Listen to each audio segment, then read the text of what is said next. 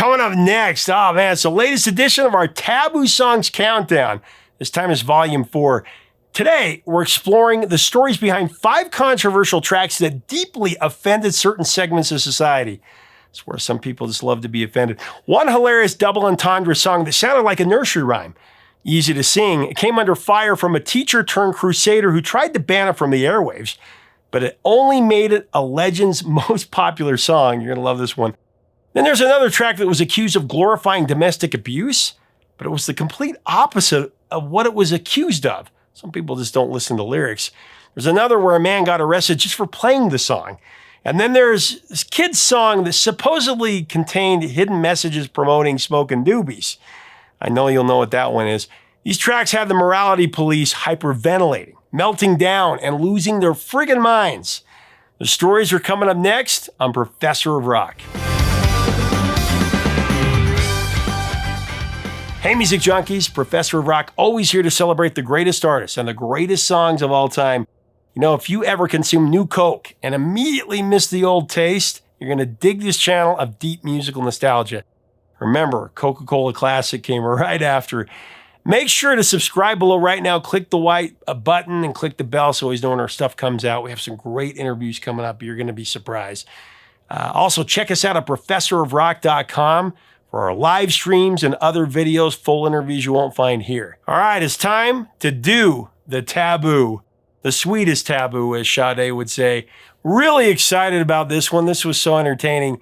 Today's countdown, we've got 5 of the most taboo and controversial songs ever.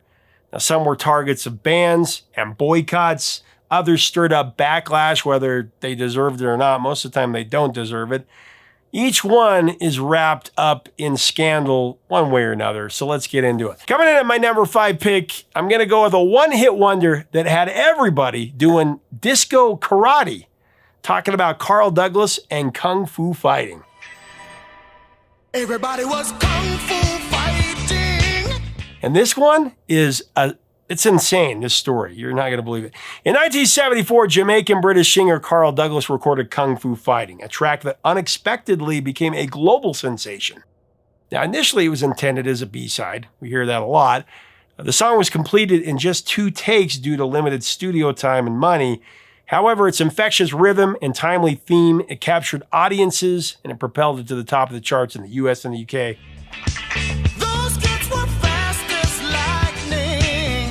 The song's producer, Badu Apaya, an Indian-born British musician, crafted the disco sound and infused the songs with elements reminiscent of martial arts cinema, which of course was highly popular in the early 70s thanks in large part to the great Bruce Lee, the late great Bruce Lee. Weapons, the human body. Enter the dragon. The lyrics and melody captured the zeitgeist, celebrated the Kung Fu craze that had permeated pop culture for sure. Despite Kung Fu fighting's widespread popularity in the 70s and for decades after that, in the new millennium, it's faced increasing criticism for being culturally insensitive.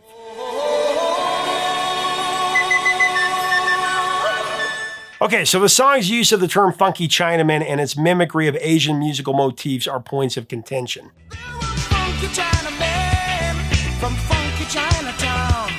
Musically, the track incorporates the so-called blank riff, I can't even say it on here, Asian riff, I guess, a sequence often used in Western media to evoke East Asian themes.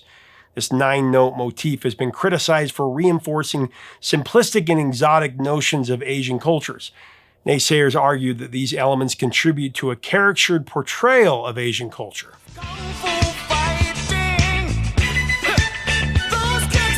Now, the controversy surrounding Kung Fu fighting came to the forefront in 2011 in England when a British singer in a bar was arrested after a passerby of Chinese descent took offense to his performance of the song. True story. The incident was described in an article by The Sun, which reported that police arrested a singer on racism charges. The 34-year-old singer named Simon Ledger explained that his band was playing the 70s classic at the Driftwood Beach Bar on the Isle of Wight. Said Ledger, and I quote, "We were performing Kung Fu fighting as we do with all of our sets. People of all races were loving it. Asian people have never been offended when we played it before. But Ledger said an Asian man walking by hurled an expletive and made an obscene hand gesture at the performers. He then took a photo with his cell phone, and afterwards the man contacted the police, and he claimed to have been subjected to abuse. So the police arrested Ledger on suspicion of harassment and alarm and distress. Ultimately, though, he was not taken to the police station, but was released on street bail to be questioned later. Said Ledger, "I thought it was a joke, but they were completely serious. They seemed pretty amazed, but said the law is the law, and it was their duty. It's political correctness gone crazy." This just blows my mind. Feels like more and more people in recent days are just looking for reasons to be offended. In fact, it was a little bit frightening. But you know, the idea that Kung Fu fighting was written to offend, it just couldn't be further from the truth. The song was created as a lighthearted and fun-loving homage to martial arts. I mean, it's a celebration of the Bruce Lee phenomenon. Everyone I know loves this song or gets a kick out of it. Those kids were fast as lightning.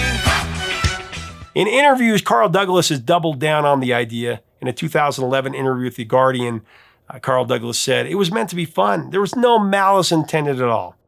He's also expressed surprise at the criticism, noting that he meant it as a celebration, not as a caricature. Despite the backlash by some, Carl Douglas has stood by the song and has pointed out that it has brought joy to millions. It's actually one of the biggest selling songs of all time. It's helped introduce martial arts into mainstream pop culture, and really that's Kung Fu fighting's real legacy, let's be honest.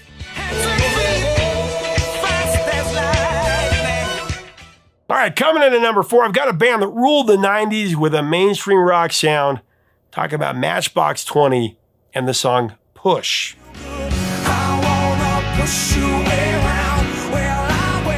Matchbox 20 broke out big time in 96 with their debut album, Yourself for Someone Like You, a record that eventually became one of the best-selling rock albums of the late 90s. Formed in Orlando, Florida, and fronted by Rob Thomas, the band carved out their niche with a melodic alt-rock sound.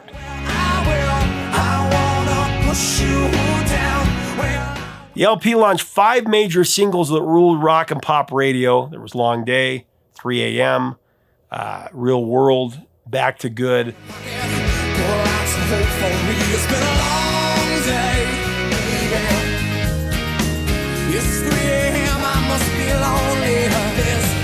I wish the real world would just stop hassling me to get it back so good. And one that would become both their signature hit and a source of major controversy, major misunderstanding, Push.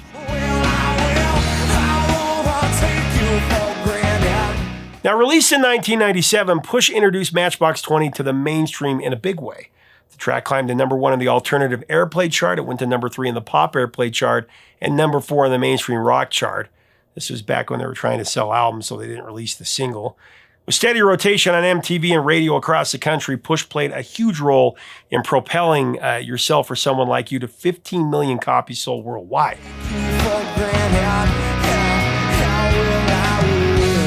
But as big as the song was, it wasn't without its detractors. Shortly after its release, Push was met with accusations that its lyrics glorified abuse, specifically domestic violence against women. Critics zeroed in on the chorus, "I want to push you around, well I will, well I will."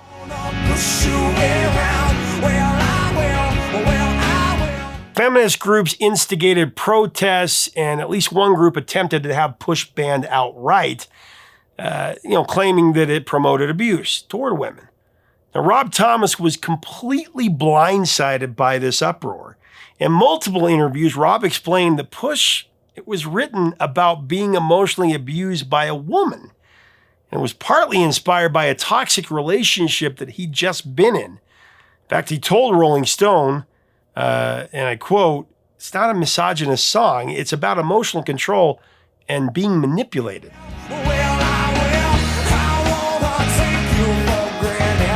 He also stated, "I was really writing about me. I was writing about someone who was manipulating me, which means that Rob Thomas is the one getting pushed around in the song. People just didn't listen to the lyrics." Anyone who listens to more than just the chorus is going to figure that one out.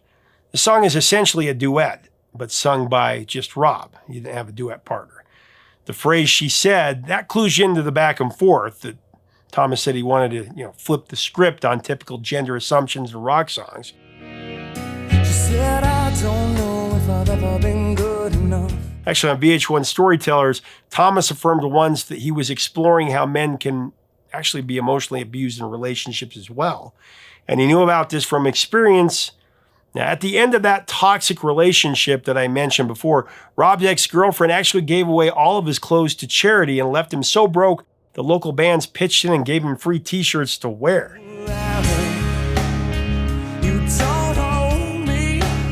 The video for Push, directed by Nigel Dick, further underscored the song's themes of vulnerability and struggle as it shows Thomas chained to a wall, surrounded by barbed wire, and trapped in an inescapable room.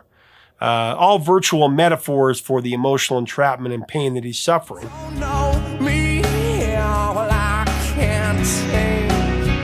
Despite the initial controversy, though, Push continued to gain popularity, actually helped it rise to the top of the charts, and blazed the way for the album's sustained success, leading to a 2-year presence on the charts and marking it as one of the most significant rock debuts of the late 90s.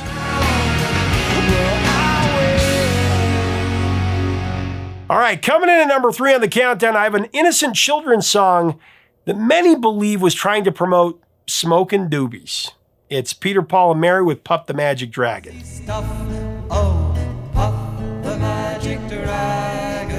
Anyone can get that one. In 1963, the folk trio of Peter, Paul, and Mary released Puff the Magic Dragon, a gentle ballad that quickly became a beloved children's song. Lived by the sea and frolicked in the... Now, the lyrics tell the story of a dragon named Puff and his friend Jackie Paper. And capturing the bittersweet transition from childhood to adulthood, that's exactly what this song was supposed to be about. The song's origins trace back to a poem written in 1959 by Leonard Lipton, Cornell University student, which the late Peter Yarrow of the trio later adapted into the now famous song. Jackie Paper loved that rascal Puff. Now, despite its innocent theme, by the mid-60s, rumors began to circulate that Puff the Magic Dragon was a coded reference to marijuana use. Speculation suggested that Puff, that symbolized smoking, Jackie Paper referred to rolling papers, and the land of Honolulu, that was a nod to hashish. The autumn mist in a land called Honolulu. These interpretations gained traction, especially after a 1964 Newsweek article discussed hidden drug messages in popular songs. That further fueled the controversy. Both Leonard Lipton and Peter Yarrow have consistently refuted these claims, though. Lipton expressed frustration over the misinterpretation, stating that the song is about the loss of innocence and it just has no connection to drugs. He emphasized that during his time at Cornell in 1959, drug culture wasn't even prevalent, making such interpretations just unfounded. Forever, but not so little boys. The late Peter Yarrow also addressed the allegations, labeling them as sloppy research. He maintained up to his death that the song's true meaning revolves around the hardships of growing older, and it just has no relation to drug use. Yarrow found the drug-related interpretations annoying and insidious, especially considering the song's appeal to kids. A lookout perched on Puff's gigantic tail. I met Peter Yarrow years ago. Great guy. He never would have done this. Now, despite these clarifications and all that's been said, the rumors, they persist. And they've led to tangible consequences. For example, the song was banned in places like Singapore and Hong Kong due to its alleged drug references. I mean, this reaction underscores how deeply the misinterpretation has permeated public perception. In sorrow, green scales fell like rain. The controversy surrounding Puff the Magic Dragon reflects the era's cultural climate, where many sought out hidden meanings in art and music and film. And, not unlike the whole Paul is Dead phenomenon with the Beatles, the 60s were a time of significant social change, and songs were often scrutinized for, subversive content, which was a real thing for some songs. However, in the case of Puff the Magic Dragon, the search for a secret meaning, it just overshadowed the song's intended message about the end of childhood and the end of innocence. Mighty dragon sadly slipped into his cave. I mean, it reminds us that while searching for hidden meanings can be intriguing and a lot of fun, it's important to consider the creator's intentions and the context in which a piece was really created in the first place.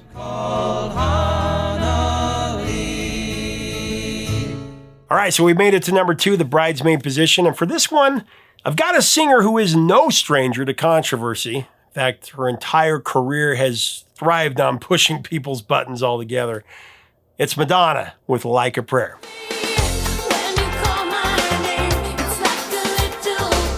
So released in 1989, Like a Prayer became one of Madonna's most controversial singles, which, for her music, her catalog, that's really saying something. It was the lead track from her 4th studio album of the same name, and it marked a new chapter in her career, mixing gospel and pop. Great rock guitar by Prince in here. The song fused church organs, a booming choir, and lyrics that blurred the line between the sacred and the sensual.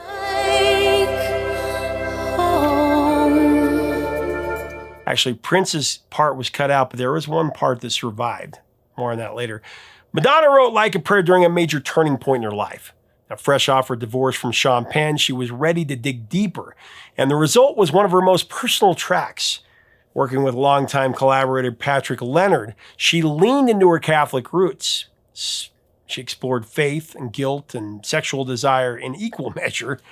It opens with that haunting church organ and guitar, then explodes into an upbeat gospel funk groove.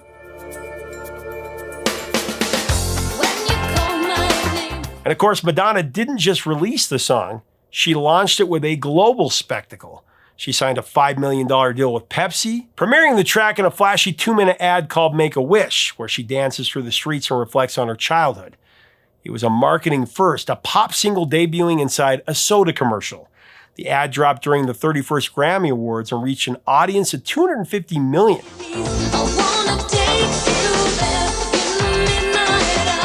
What could possibly go wrong? Well, with Madonna, plenty.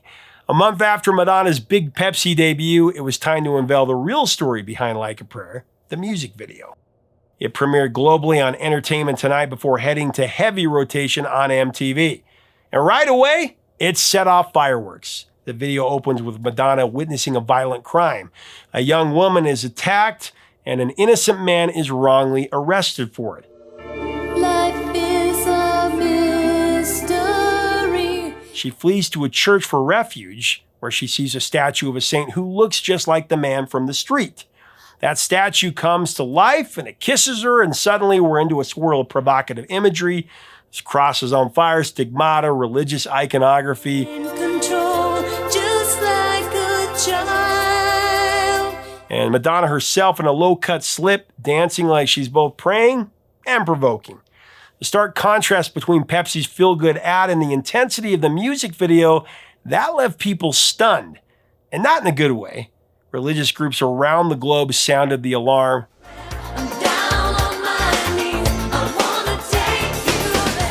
The Vatican even condemned it outright.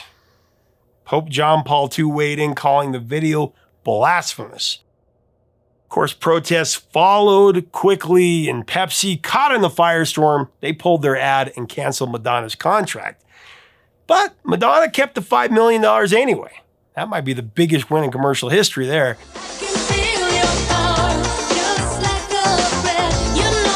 And the fallout, it didn't end there. When Madonna brought her Blonde Ambition tour to Italy the following year, the Vatican once again urged fans to stay away, which probably made fans want to do it even more, or go to the concert, what I meant. But Madonna, unshaken, she pushed back.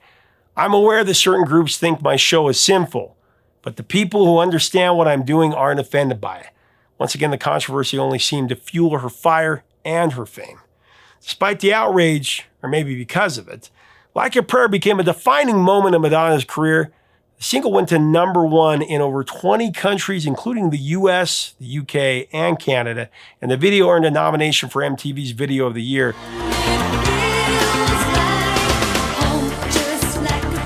The Like a Prayer album continued to establish her place as a pop powerhouse, going 4 times platinum in the US, and it sold over 15 million copies worldwide.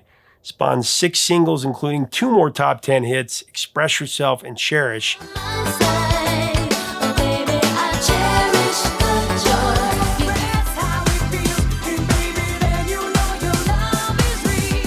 one song, one video, and one major, birdie finger to her critics, Madonna reshaped the boundaries of pop music and culture. Here's what Pat Leonard actually told me about the song. We were writing another record, and we wrote for 2 weeks, and in those 2 weeks, we wrote every song, and it was one song a day, and that was one of the days. Jeez. And that was it.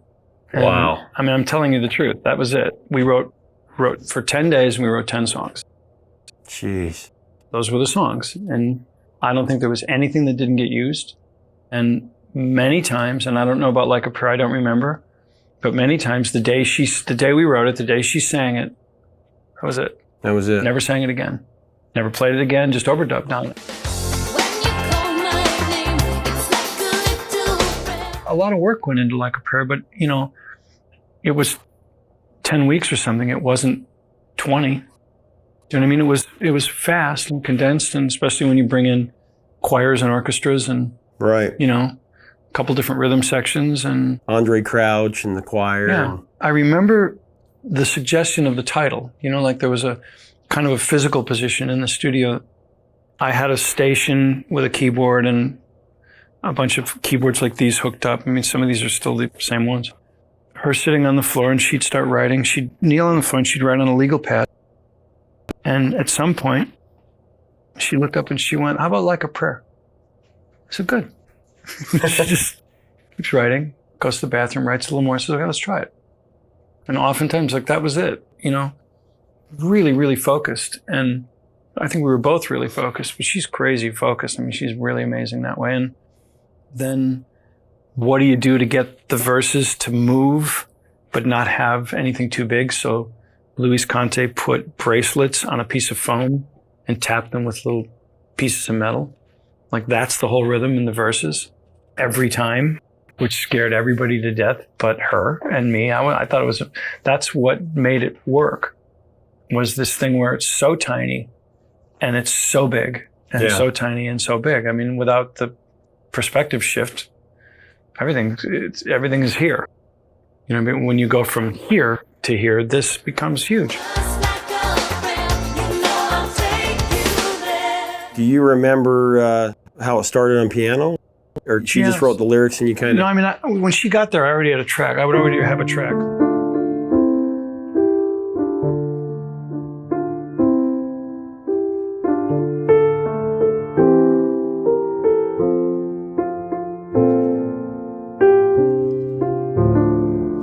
That's how it started. And then we went...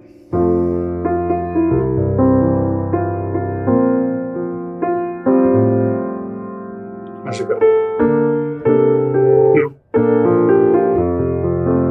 Then.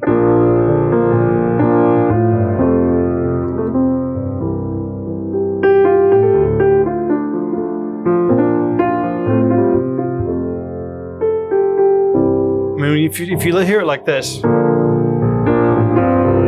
a gospel song. You know what I mean? And that's how it's written. It's 4-5-1.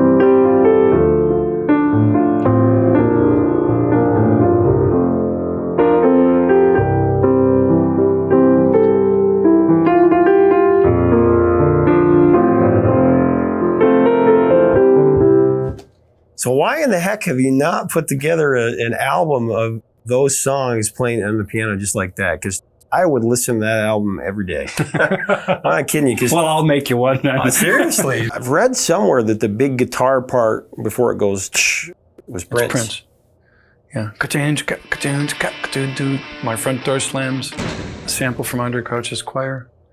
Yeah, he played on the whole song, and we took it and used it in the front. I got to tell you, though, I think Like a Prayer is one of the best songs of 1989. It barely missed my top 10 of 89. I think it's absolutely one of the best songs in Madonna's career. Whatever you think of Madonna, she's got some great songs. That's all I'm going to say.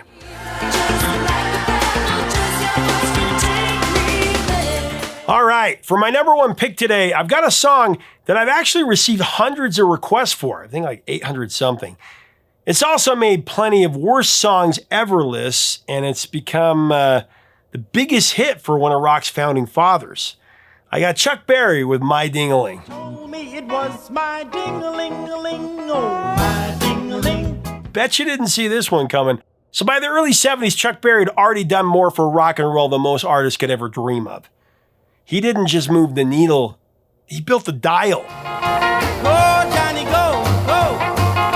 Go, Johnny, go. But that didn't mean he was riding high at this time.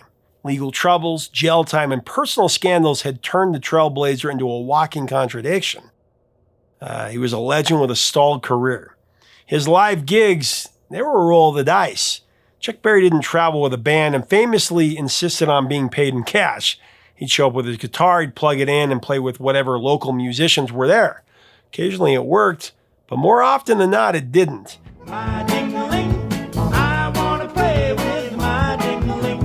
But in 1972 at the Lanchester Arts Festival in Coventry, England, the stars aligned. Backed by a tight group of musicians who would later form the Average White Band, Berry ran through a set of his rock and roll classics, and then he pulled out a novelty number that had been floating around his live shows for years. A goofy innuendo-laced sing-along called My Ding-a-Ling. Ding-a-ling, you see? That's right, it's a cute little song. Originally written by Dave Bartholomew, the song sounded like something dreamed up in a middle school locker room or, in the middle of a cafeteria lunch. The crowd loved it. Ding-a-ling, my ding-a-ling is the cutest thing. Berry, he leaned into the joke, splitting the audience in half and leading a rowdy call and response. The ladies would, sing the setup and the guys shouted the punchline, My Ding-a-Ling. I want you to play with my ding-a-ling. So the live version was released as a single and it shot to #1 in the US and the UK. Chuck Berry, he'd scored his first and only #1 hit with a dirty joke concealed in a nursery rhyme.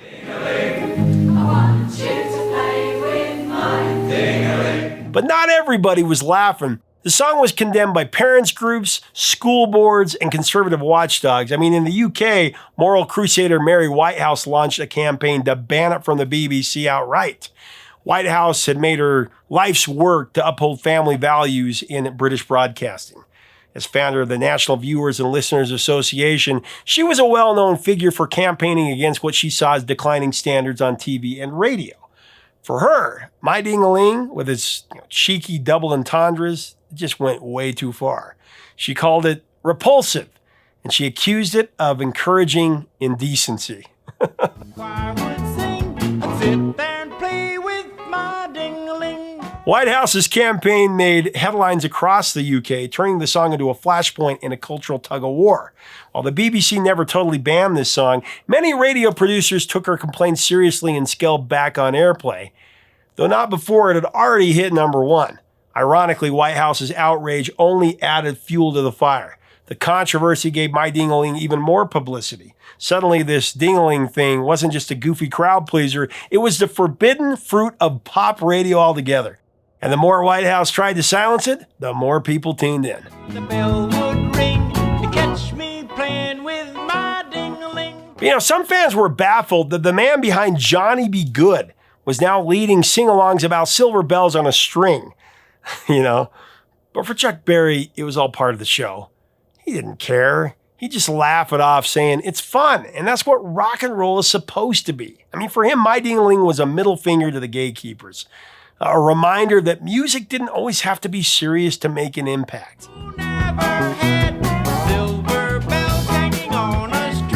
It's funny, Chuck Berry performed this song at nearly every concert for the next 4 decades. Again, his only #1 hit. It's a strange chapter in his career for sure, no doubt. But maybe it's only fitting that Chuck Berry's biggest hit came not from a blistering guitar solo, but from a wink and a grin and a chorus that made parents and educators squirm. I want you to play with my ding-a-ling. This act is over. About playing with one's ding-a-ling.